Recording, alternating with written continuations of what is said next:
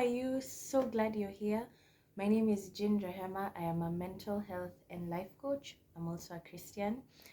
And we are in part 2 of a super exciting series. If you have not been filled in, this year we are all about having impact where you are, using the ground beneath your feet as your battleground, as your place of impact.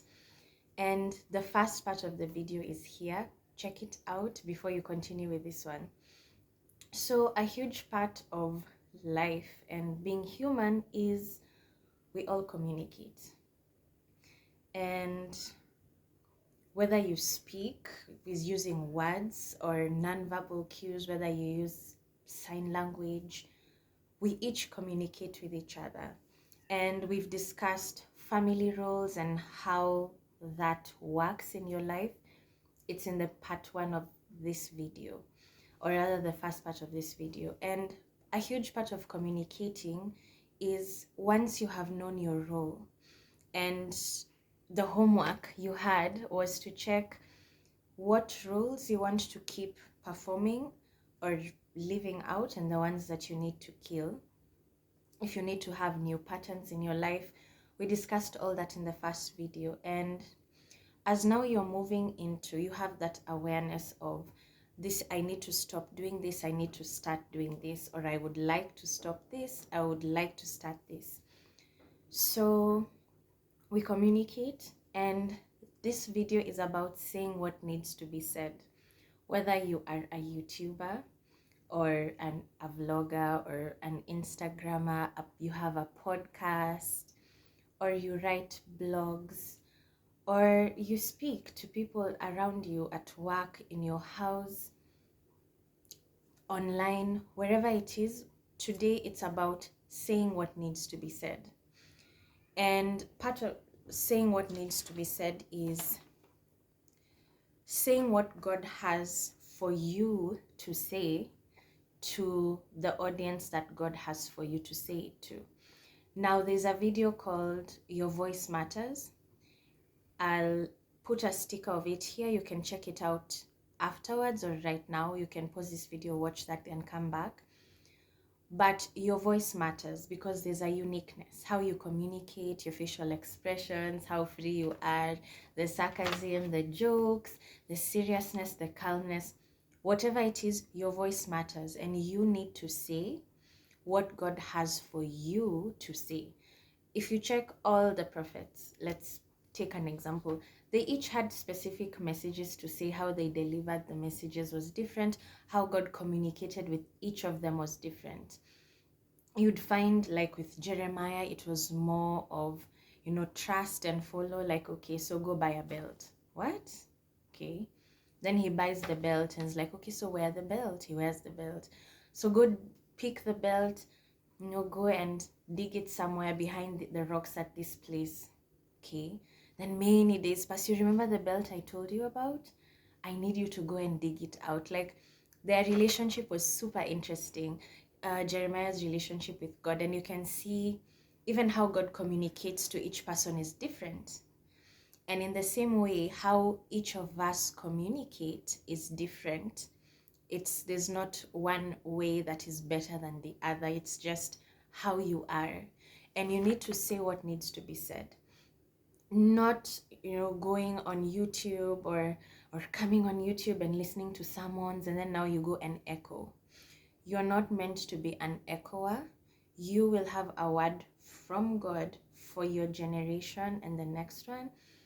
For a specific audience, you will get a word for them. So it's not like, recycling sermons or, I don't know, let's do this. Let me read a blog and then talk about it.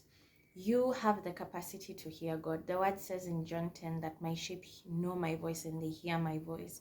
And they cannot follow another person because that person is a stranger and they do not recognize that person's voice. So you have something in you that you need to communicate that will come from God, that is for a specific audience. And that comes to the second point or the third point. Don't look at the numbers. Like, oh, let's say you're on YouTube or you host a Bible study or lead your e-group or connect group, and you're like, oh, last week I had 30 views, and this week I have 10. Oh my goodness. Or only 10 people came for connect this week, then the next week only 3 show up to your Zoom, and you're like, where is everyone? Why is no one coming? Don't look at the numbers. If you are sure and you have that conviction that what you're doing matters and there's purpose in what you're saying, do it for the one person. You don't have to do it for the 60 people. The one person who comes to watch your video, it might be a pivotal video for them, a pivotal chat. Your Facebook Live had 0 views, and then one person just found it and it changed their life. You never know who the one person you minister to, how many people they will minister to. You never know who you're rising up in your awkwardness, or who you're blessing and helping. I like explaining it like an upside down funnel. So it starts thin and then it just branches out into many people. So don't look at the numbers. Don't be discouraged. I only have 3 views. Only 3 people came to my Zoom. I had 1 view on Facebook. I invited people for dinner and just like family, and one like kind of a pity friend came.